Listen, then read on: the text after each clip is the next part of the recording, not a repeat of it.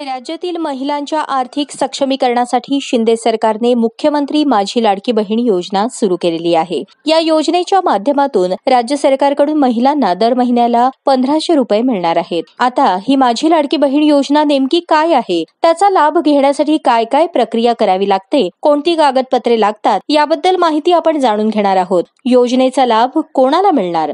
राज्य सरकारच्या या योजनेचा लाभ 21 ते 60 वयोगटातील विवाहित, विधवा, घटस्फोटित आणि निराधार महिलांना मिळणार आहे. योजनेची पात्रता: या योजनेचा लाभ घेण्यासाठी महिला महाराष्ट्र राज्याची रहिवासी असणे गरजेचे आहे. या योजनेचा लाभ घेण्यासाठी महिलांकडे बँक खाते असणे गरजेचे आहे. योजनेचा लाभ घेण्यासाठी कुटुंबाचे वार्षिक उत्पन्न हे 2.5 लाख रुपयांपेक्षा जास्त नसावे.